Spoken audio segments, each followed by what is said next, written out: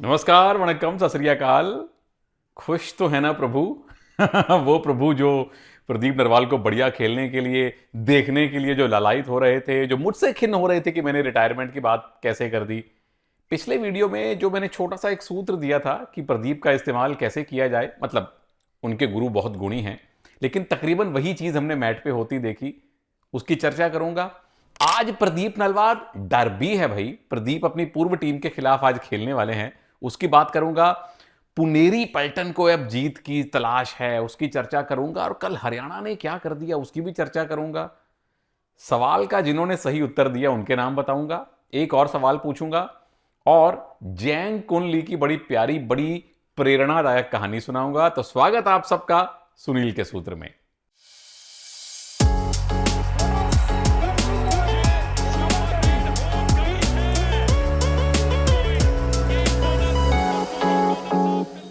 सबसे पहले पहला विषय, कल के दो मैच। पहला मैच देख के बहुत मन खट्टा हुआ। एक तो जब पता नहीं था, जब पता था कि पवन नहीं खेल रहे और कृष्ण ढुल नहीं खेल रहे, तो उसके बिना भी हरियाणा फेवरेट के तौर पे शुरुआत कर रहे थे। पवन और कृष्ण के बिना तो हरियाणा को यह मैच 49-27 से जीतना चाहिए था, वो 49-27 से हार गए। मनप्रीत ने एक ब्रेक में कहा था कि अब मैं तो 25 पॉइंट से टीम को जितवाता हूं, उनकी टीम 22 पॉइंट से हार जाती है। मुझे बहुत बहुत खराब लगा ये प्रदर्शन उनका। इतना कंप्लेसेंट नहीं होना चाहिए। जीत का पंजा आपने अभी मारा है, निरंतरता अगर बनाए रखते, मैच क्लोज भी नहीं रहा। पता नहीं क्या हुआ हरियाणा वालों को। मुबारक है कृष्ण कुमार हुड्डा साहब को, वो हमेशा यंग खिलाड़ियों को लेकर चमत्कार किया करते हैं। दूसरे मैच में भी तकरीबन चमत्कार हुआ। आखिरी 5-6 मिनट में 5-6 बार मैच यहां से वहां पलटा है। मुबारक है सुनील और प्रवेश की जोड़ी को, साथ में जफर दानिश, जिन तीनों ने मिलकर आखिर में वो सुपर टैकल पे सुपर टैकल किए, मृत प्राय अपनी टीम को जीवित किया। मतलब एक समय ऐसा था जब यू मुंबा जीत रही थी, फिर लगा अब तो बुल्स जीत जाएगी, और आखिर में वो सुपर टैकल, एक और सुपर टैकल करके सुनील, प्रवेश और जफर दानिश ने टीम को जीत दिलवाई 1 पॉइंट से। अच्छी बात कि प्रदीप चले, सुपर 10 लगाया। कैसे चले उसको डी कोड करता हूं। शुरुआती 2 रेड्स की 7 का डिफेंस था, 1 पॉइंट लिया, फिर 6 का डिफेंस था, 1 पॉइंट लिया, फिर उसी नीति को फॉलो किया जिसकी हमने कल बात की थी कि 6 और 7 के डिफेंस में प्रदीप जाएं, नहीं तो बाकी रेडर जाएं। बाद में प्रदीप एक बार सुपर टैकल सिचुएशन में भी गए थे और पॉइंट लेकर आए थे, क्योंकि तब तक कॉन्फिडेंस आ गया था। आउट भी होते रहे, अंदर बाहर होते रहे, लेकिन बाय एंड लार्ज यह संतोषजनक प्रदर्शन था। मतलब प्रदीप के लेवल वाला प्रदर्शन नहीं था, लेकिन संतोषजनक था इस चीज को देखते हुए कि पिछले कुछ मैचेस में क्या हो रहा था उनके साथ। तो अब प्रदीप अपने करियर की ऐसी स्टेज में हैं कि कोई भी कोच उनको हर प्रकार के डिफेंस में लगातार नहीं भेजेंगे। रिफ्लेक्सेस और बाकी चीजें उम्र के साथ साथ बदलती हैं। तो जिस तरह से प्रदीप का पिछले मैच में सिरावत साहब ने इस्तेमाल किया वो लाजवाब था। ऐसे 1-2 मैच और उनका टुकड़ों टुकड़ों में इस्तेमाल किया जाए, डिफेंस और डिफेंडर देख के इस्तेमाल किया जाए, फिर इतना कॉन्फिडेंस आ जाएगा, फिर कभी भी उनको भेज दीजिए। शनै शनै कदम रखने हैं। हालांकि दुख इस बात का होगा प्रदीप को और उनकी टीम को और उनके फैंस को कि टीम इतना अच्छा खेलने के बावजूद हारी। नितिन रावल लगातार कमाल कर रहे हैं, पर उधर से भी पूरी यू मुंबा टीम की तारीफ करनी पड़ेगी। चलिए, पहला विषय समाप्त। आज के 2 मैचेस की बात करता हूं। उससे पहले पॉइंट्स टेबल जरूर आपकी नजर इनायत कर रहा हूं। पॉइंट्स टेबल पर नजर दौड़ा लीजिए प्रभु जी। पिछले मैच में हार के बावजूद हरियाणा नंबर 1 पर हैं। बेंगलुरु बुल्स हारे हैं, जीतते तो भी नंबर 11 पे रहते। उनके अतिरिक्त चूंकि तेलुगु टाइटंस कल जीते हैं, तो 32 पॉइंट के साथ वो दिल्ली के पड़ोस में आ गए हैं। अब आज पहला मैच है पुनेरी पलटन और यूपी योद्धास का। पुनेरी पलटन अगर जीती तो नंबर 2 पे जरूर आएगी, यू मुंबा नीचे चली जाएगी, जो कल जीतकर नंबर 2 पे आ गई थी। और उनके सामने है यूपी योद्धास, उनको भी चाहिए जीत। और अगर यूपी योद्धा जीतते हैं तो 30 पॉइंट के साथ थोड़ा सा ही ऊपर जाएंगे, नंबर 9 से नंबर 8 पे जाएंगे। दूसरा मैच है बुल्स और पटना का। बुल्स फिर से वही बात है कि जीते तो भी नंबर 11 पे रहेंगे 19 पॉइंट्स के साथ। वहीं पटना पायरेट्स अगर जीत गए तो फिर 2 अंकों की छलांग लगाएंगे और 5वें से नंबर 3 पे आ जाएंगे। अब विस्तार से बात करता हूं पहले मैच की। पुनेरी पलटन के सामने है यूपी योद्धास। पुनेरी पलटन पिछले 3 में से एक भी मैच जीते नहीं हैं। 2 हारे, 1 टाई रहा।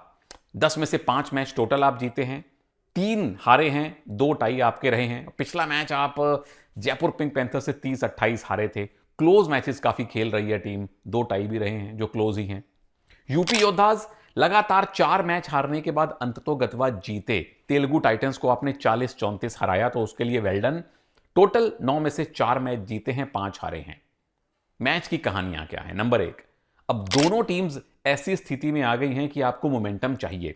मतलब यूपी के पास शुरुआती कुछ मैचेस में मोमेंटम था, फिर बुरी तरह से टूट गया।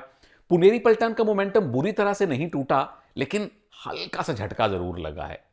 नंबर 2, मोहम्मद अमान, जो कि कई बार सब्स्टिट्यूट आते हैं पुनेरी पलटन का लेफ्ट कॉर्नर खेलने, ओरिजिनली यूपी से हैं और उसी यूपी कबड्डी लीग में बहुत कमाल खेले थे। स्टोरी नंबर 3, नाम गिनिए जरा। संदीप नरवाल, नितिन तोमर, सुरेंद्र सिंह भोला, वो जो लेफ्ट रेडर हुआ करते थे वो, रोहित कुमार चौधरी नंबर 4, सागर कृष्णा जो डिफेंडर खेलते थे नंबर 5, हादी ताजिक नंबर 6। ये दोनों टीमों से खेले हैं। किस किस सीजन से खेले हैं? जरा अपने दिमाग के घोड़े दौड़ाइए। आगे चलता हूं, बैटल्स कहां होंगी। एक बहुत बड़ी बैटल है टीम टू टीम।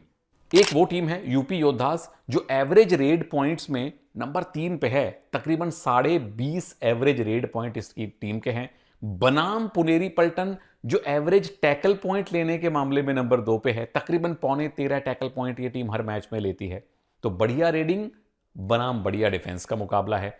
खिलाड़ियों की अगर बात करूं तो नंबर 2 बैटल भरत हुड्डा और अभिनेश संकेत की जोड़ी के बीच में टक्कर देखने वाली होगी आज। जीत के सूत्र पुनेरी पलटन के लिए, नंबर 1, शुरू से अटैकिंग कीजिए। आपको डुओ डाई रेड पे खेलने की जरूरत नहीं है। यूपी के कॉर्नर्स को, सुमित और हितेश की जोड़ी को टारगेट बनाइए। कवर्स में इतने चेंजेस हो रहे हैं कि किसी को पता ही नहीं है कौन से खेलेंगे। मोटी बात यह है कि डुओ डाई पे शुरुआत मत कीजिए, पहले 15 मिनट तो अटैक कीजिए। नंबर 2, अभिनय संकेत जो बी स्क्वायर की जोड़ी है ना सामने, यानी कि भवानी और भरत, उन पे डबल थाई होल्ड या डबल डैश ट्राई कीजिए। कॉर्नर्स का सिर्फ सपोर्ट लीजिए, यानी अभिनेश और संकेत टैकल्स इनिशिएट करें। यूपी के लिए जीत के 3 सूत्र हैं। नंबर 1, सबसे पहले तो अपना डिफेंस सॉर्ट करना पड़ेगा। साहुल खेलेंगे या नहीं, महेंद्र खेलेंगे या नहीं, कवर पे कौन से खिलाड़ी, कितने खिलाड़ी खेलेंगे, ये सॉर्ट करना बड़ा जरूरी है। नंबर 2 भी डिफेंस की एक सब्जेक्टिव बात है कि संयम दिखाना पड़ेगा। अब पुनेरी पलटन में भले ही असलम नहीं है, लेकिन सारे रेडर वो वंदे भारत की गति से दौड़ते हैं, तो पेशेंस रखना है डिफेंस में। और नंबर 3, जो आपकी बी स्क्वायर की जोड़ी है, यानी कि भवानी और भरत, मोहित गोयत को, आकाश शिंदे को अपनी रेडिंग में अटैक करने की ट्राई कीजिए, क्योंकि ये दोनों खिलाड़ी डिफेंस में आएंगे जरूर। आगे चलते हैं, एक्स फैक्टर कौन हो सकते हैं इस मैच में। पुनेरी पलटन के लिए अभिनेश और संकेत सावंत की जोड़ी, बी स्क्वायर को रोकने के लिए ये एएस की जोड़ी का चलना बड़ा जरूरी है। और उधर से भरत हुड्डा जो लगातार अच्छा कर रहे हैं, इन पे निर्भर कर बहुत कुछ करेगा कि क्या होगा इस मैच का परिणाम। अच्छा, एक चीज आज मैं पहले बता देता हूं। कल जो मैंने सवाल पूछा था कि 5 ऐसे कबड्डी खिलाड़ियों के नाम बताइए जो अलग अलग राज्यों में पुलिस में जॉब करते हो, पुलिस की तरफ से खेलते हो।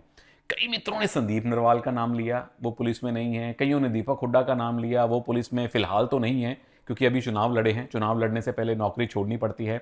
कई लोगों ने मोहित छिल्लर का नाम लिया, वो इनकम टैक्स की तरफ से खेलते हैं। लेकिन बहुत से मित्रों ने सही जवाब दिए। अब अनूप कुमार हैं जो हरियाणा पुलिस में हैं, जसमेर गुलिया हैं हरियाणा पुलिस में हैं, इनमें से एक चूज कर लीजिए। शमशेर सिंह भी हैं हरियाणा पुलिस में, पंजाब पुलिस में मनिंदर सिंह हैं, हिमाचल पुलिस में अजय ठाकुर हैं, उसके अलावा महाराष्ट्र पुलिस में महेंद्र गणेश राजपूत, एमजीआर हैं, बाजीराव होड़गे हैं। उसके अलावा बंगाल की पुलिस में वो राम कुमार और श्याम कुमार साहब भाई हैं। एक आधे और आप लोगों ने सही मिसाल दी है, तो well done well done well done. Yogesh, Shubham, Chandramouli Kanvi साहब, रोहन और तरुण, बहुत बहुत मुबारक आपको। बिसी बेले भात खाइए, जितना मन करे खाइए और बिल भी दे दीजिए। सवाल क्या है वो मैं बाद में पूछूंगा, उससे पहले बड़े मैच की जरा बात कर लो। बड़ा मैच कौन सा है?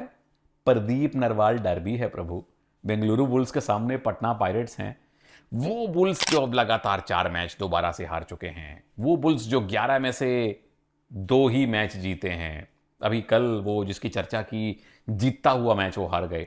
पटना पायरेट्स ठीक ठाक रिदम में है, पिछले 5 में से 3 मैच आपने जीते हैं, टोटल 10 में से 6 मैच आपने जीते हैं और पिछले मैच में बंगाल वॉरियर्स को धोया था 52-31 से, और वो भी 2-3 दिन हो गए, तो एक रेस्ट के बाद आ रहे हैं।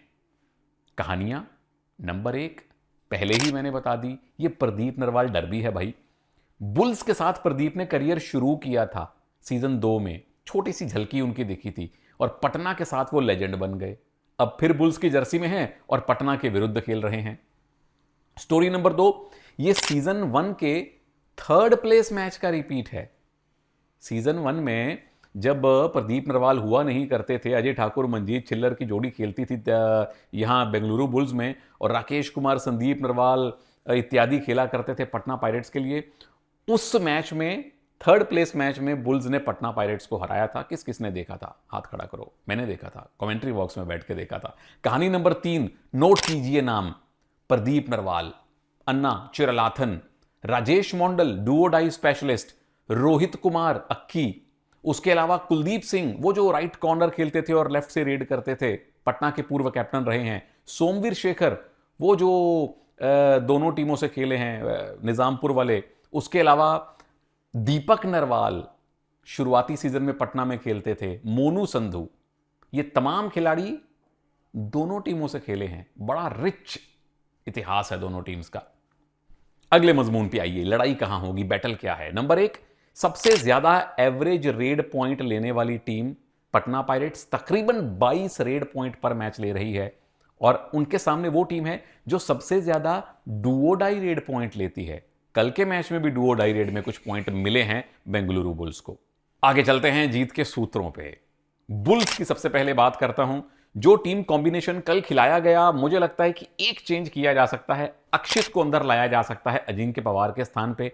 प्रदीप ने रिदम पकड़ी है, सुशील ने कठिन परिस्थितियों में पॉइंट लेके खुद को साबित किया है। नंबर 2, कॉर्नर्स करें डिफेंस को लीड। नितिन रावल बेहतरीन फॉर्म में है, सौरभ नांदल की वापसी हुई है, कवर्स में अभी भी थोड़े से अनुभव की कमी है, और सामने चूंकि देवांक हैं, अयान हैं, संदीप हैं, तो कॉर्नर्स को डिफेंस लीड करना पड़ेगा। शुरुआत डुओ डाई रेड पे मत कीजिए, सेकंड रेड पे कीजिए। डुओ डाई में फिर सुशील ने अपना जौहर दिखा दिया है, अगर नौबत आती है तो उनको भेजिए। पटना के लिए जीत के सूत्र, सेम टीम, आपको कोई चेंज नहीं करना, 4-3 पे खेलिए। अयान है, देवांक है और संदीप पिछले मैच में अच्छा कर गए। देवांक इसमें कॉर्नर्स को निशाना बनाइए, लंबे कद के आप खिलाड़ी हैं, दोनों कॉर्नर्स पे अटैक करना आप जानते हैं, उनको निकाल दिया तो 58.5% मैच आपकी मुट्ठी में आ जाएगा। सूत्र number 2, Arkam Shaikh, Shubham Shinde, left cover, right corner Prabhu, advance tackle Pradeep पे नहीं करने हैं, वो अभी अभी फॉर्म में लौट रहे हैं, उनको पॉइंट तोहफे में मत दीजिएगा। एक्स फैक्टर कौन कौन से हैं? अब पटना के रेडर्स को रोकने का जिम्मा है नितिन और सौरभ की जोड़ी पे, तो वो मेरे लिए एक्स फैक्टर हैं, और पटना के लिए फिर देवांक और अयान की जोड़ी, ये जोड़ियों का मुकाबला है, ये सीधा सीधा बुल्स के डिफेंडर्स और पटना पायरेट्स के रेडर्स का मुकाबला है, तो यही रहेंगे एक्स फैक्टर। अब आगे चलिए, सवाल क्या है आज का?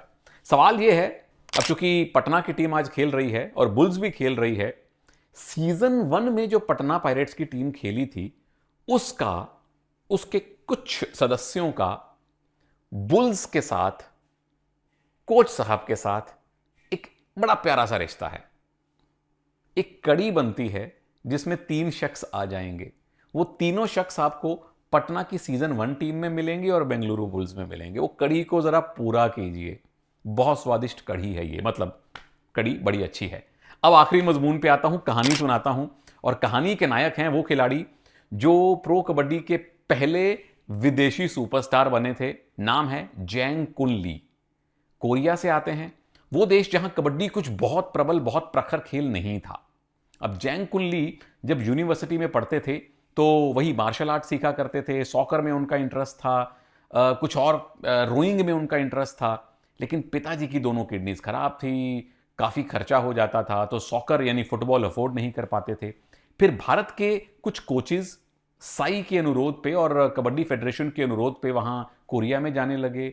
जैंग कुन ली को वहाँ देखा गया, बुसान यूनिवर्सिटी में उनको ट्रेनिंग दी गई, और 2014 जो इंचियोन एशियन गेम्स हुए थे उन्हीं के मुल्क में टीम ने पहली बार पोडियम का मुंह देखा। तब तक जैंग कुन ली प्रो कबड्डी में आ चुके थे, बोनस ली के नाम से मशहूर हो चुके थे। 2018 आते आते जैंग कुनली कबड्डी के एक सुपरस्टार बन चुके थे और 2018 के एशियन गेम्स में पहली बार उनकी टीम कोरिया फाइनल में जाती है, ईरान के सामने खेलती है और सिल्वर मेडल जीत के आती है।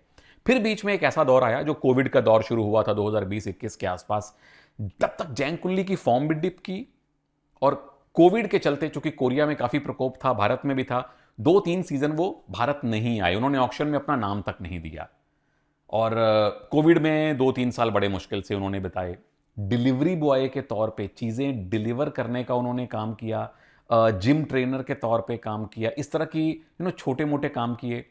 उसके बाद वो नेटफ्लिक्स के 2 शोज़ में भी दिखाई दिए। एक तो फुटबॉल से रिलेटेड शो था जो उनको बड़ा पसंद आया, फिर वापस उनका कबड्डी में इंटरेस्ट जागा। कबड्डी को तो खैर उन्होंने छोड़ा नहीं था और फिर वापस अपना नाम दिया ऑक्शन में और अपनी पुरानी टीम पटना पायरेट्स में आ गए हैं। तो जैंग कुनली प्रो कबड्डी में अपनी धाक जमाने वाले, अपनी साख जमाने वाले पहले विदेशी सुपरस्टार थे जो इस बार बेंच पे ही ज्यादा दिखे हैं, लेकिन आशा करते हैं आगे हमें खेलते दिखेंगे।